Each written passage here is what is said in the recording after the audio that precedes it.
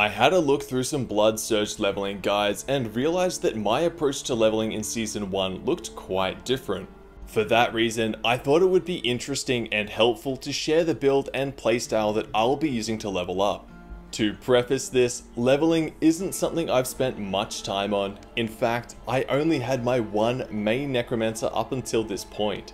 Still, I leveled a hardcore Necro up in World Tier 2 to level 42 to test out my build and the other variations I had seen to make sure this style did in fact have an edge. For that reason, some of the footage will show different abilities or talents. There is a D4 build planner linked in the description for reference.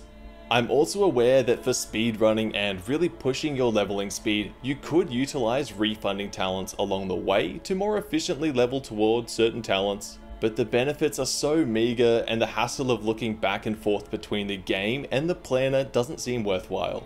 I'll actually start with explaining it from level 14. At this point, the build is good to go until you reach Ruthma's Vigor, where we make some slight changes and sacrifice our minions. If you are wondering why some talents like Bloodlance and Hued Flesh are talented, check out the leveling path in the linked build. It won't actually look like this for most of your leveling. We have Hemorrhage for some fortify, with a chance at filling it up entirely, easy damage, essence generation, and AoE damage and essence when using it after picking up a blood orb, so make sure to look out for those.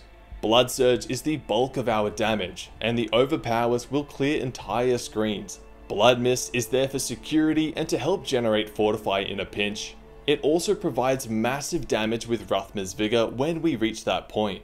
We use Raised Skeletons with the extra warrior and the cold mages for the essence. These minions provide great single target damage to help with bosses and elites, and help clear out annoying ranged fodder mobs. You may have noticed that we aren't using Corpse Explosion, so there is no shortage of corpses to replenish the army as needed.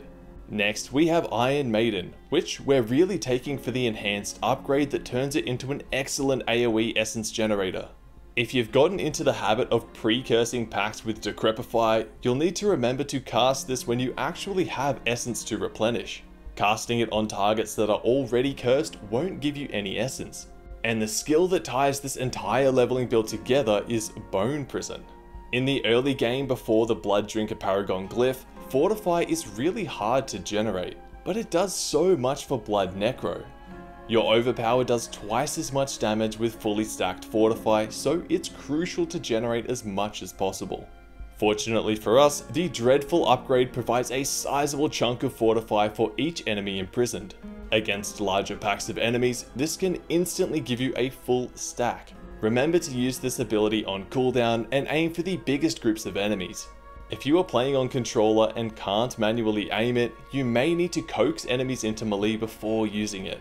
Bone Prison also replenishes a lot of essence, so we can use it as another generator. And that's all we need it to do, provide fortify and essence. Most of the time, I would just double tap it to remove it instantly so it doesn't get in the way.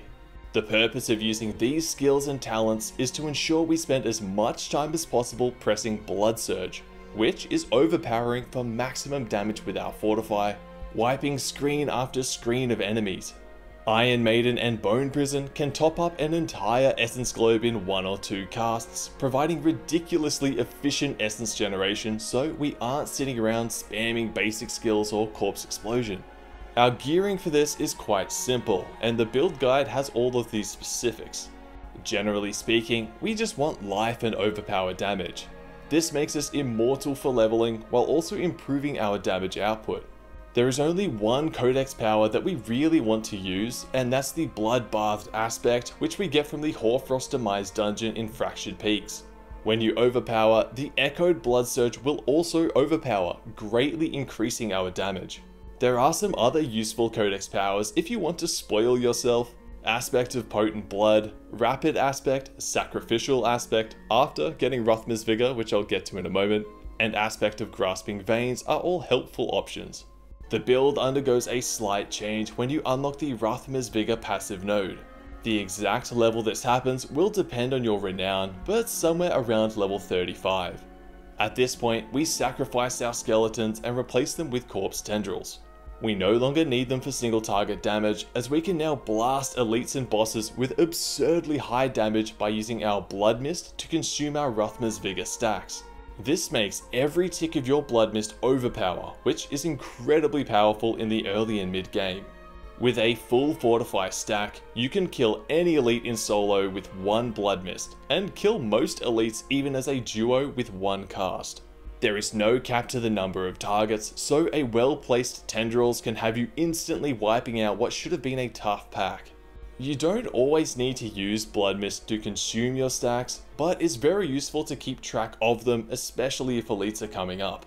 With your cooldown on Blood Mist, you can only really do this combo every second set of stacks anyway.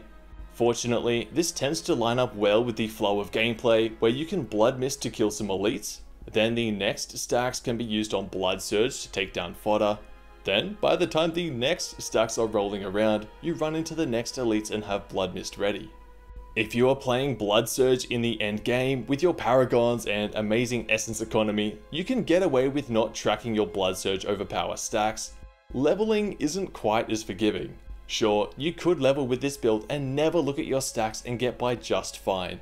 But to significantly improve your clear speed, it's a good idea to try and use your Blood Surge overpowers on fresh packs or screens of enemies. If you overpower with only one enemy left alive, you've wasted a huge amount of potential damage. By tracking your stacks, you can erase an entire screen on demand every 6 casts, which is an incredible feat for any class while leveling. For the capstone bosses, or if you're having trouble with any other boss, use surplus talents to tech into Blood Lance, or simply replace Blood Surge for Blood Lance just to handle the fight before swapping back. You should be fine with just Blood Surge, but for how inexpensive and easy it is to swap, Blood Lance does do significantly more single target damage. To save your sanity and inventory space, for leveling and for this build, you only need to pick up rubies and skulls. We don't use anything else, so there's no sense in letting them clutter your inventory, forcing you to teleport back to town more often than you need to. Whenever you get a weapon upgrade and you're in town, upgrade it twice. The first 2 upgrades are very cheap and provide a lot of extra damage. I touched on it a little earlier, but make sure to avoid imprinting aspects on your weapons. They are the items you replace most often, and multiple imprints will drain all of your resources.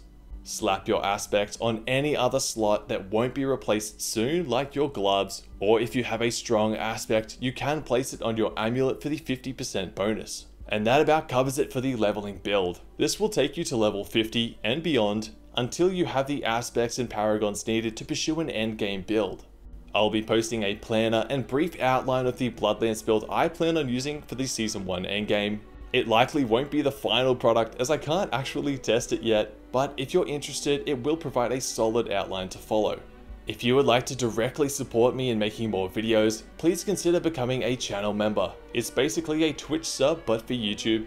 You gain all sorts of exclusive perks like a members only Discord, emotes, badges and more. Stay tuned for the Bloodlance guide. Hopefully this time it won't break the game. Thanks so much for watching, and I'll catch you in the next one.